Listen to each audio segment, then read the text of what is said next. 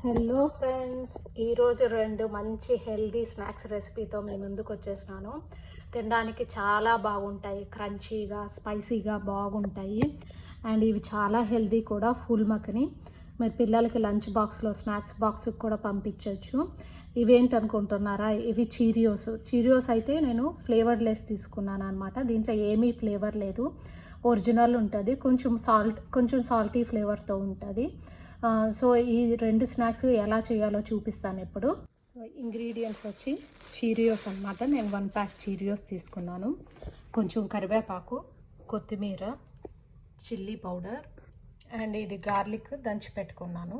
ఇప్పుడు ఒక ప్యాన్ పెట్టుకొని 2-3 స్పూన్స్ ఆయిల్ వేసుకోవాలి. సో దాంట్లో ఆవాలు, కరివేపాకు, దంచి పెట్టుకున్న గార్లిక్ అండ్ కొత్తిమీర. ఇప్పుడు గార్లిక్ వేగింది. దాంట్లో కొంచెం కొద్దిగా పసుపు, సాల్ట్ కొంచెం వేసుకుందాము. ఆల్రెడీ చీరియోస్లో సాల్ట్ ఉంటుంది, కానీ కొద్దిగా వేస్తాను. అండ్ కొంచెం చిల్లీ పౌడర్ కారం మీకు తగినట్టు చూసి వేసుకోండి. ఒక 2-3 మినిట్స్ వేయించుకోండి చాలు. ఇప్పుడు స్టవ్ ఆఫ్ చేసేస్తాం. ఇది చల్లారే వరకు వెయిట్ చేయాల్సిన అవసరం ఏం లేదు. దీన్ని ఇప్పుడే దాన్ని చీరియోస్లో కలిపేసుకుందాం.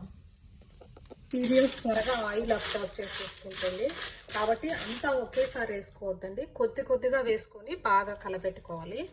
ఫస్ట్ కొంచెం వేస్తున్నాను.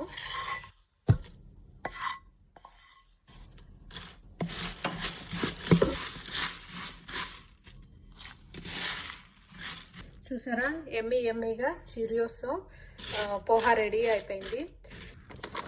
మొన్న ఫుల్ మక్కన తీసుకొచ్చినాను. ఇవి తింటే హెల్త్కి మంచిది అనేసి, పిల్లలకి స్కూల్ బాక్స్లో స్నాక్స్ పెట్టచ్చు కదా అనేసి దీన్ని తీసుకొచ్చినాను.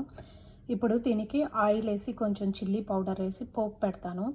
సో కొంచెం తినడానికి సాల్టీగా స్పైసీగా బాగుంటుంది. ఎలా చేస్తామో చూపిస్తాను. ఇప్పుడు స్టవ్ ఆన్ చేసుకొని ఒక ప్యాన్ పెట్టుకొని 1 స్పూన్ ఆయిల్ వేసినాను. మీరు ఆయిల్ అన్నా వేసుకోవచ్చు, నెయ్యి వేసుకోవచ్చు, బటర్ వేసుకోవచ్చు. ఏదైనా ఈ మూడిట్లో ఏదైనా వేసుకొని తిరగబాత పెట్టుకోవచ్చు. ఇప్పుడు ఆయిల్ వేడెక్కింది. కొద్దిగా కరివేపాకు వేసుకుంటున్నాను. ఇది గార్లిక్ ఇట్లా సన్నగా కట్ చేసి పెట్టుకున్నాను. గార్లిక్ వేసుకోవాలి. కొంచెం పసుపు. గార్లిక్ బాగా వేగే వరకు వేయించుకోవాలి. గార్లిక్ బాగా వేగిపోయింది. ఇప్పుడు దీంట్లో కొంచెం సాల్ట్, కొంచెం చిల్లీ పౌడర్ వేస్తున్నాను. ఇదంతా వేగిన తర్వాత ఇప్పుడు ఈ ఫుల్ మక్కన ఉంది కదా, దీన్ని ఇప్పుడు దాంట్లో వేసేస్తాను. మక్కన వేసుకున్న తర్వాత అంతా బాగా కలిసేలాగా బాగా కలుపుకోవాలన్నమాట. అది సో దట్ దానికి బాగా సాల్ట్, చిల్లీ పౌడర్ అంతా బాగా పడుతుంది. కాసేపు నిదానంగా అన్నీ బాగా కలుపుకోవాలి. ఇవి ప్యాక్లో వచ్చినప్పుడు కొంచెం మెత్తగా ఉంటాయి.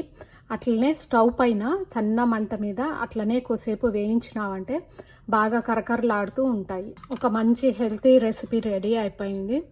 ఈ వీడియో కనుక మీకు నచ్చినట్టయితే లైక్ చేయండి, షేర్ చేయండి, సబ్స్క్రైబ్ చేసుకోవడం మాత్రం మర్చిపోవద్దు. ఒక మంచి వీడియోతో మళ్ళీ కలుద్దాం. Bye friends.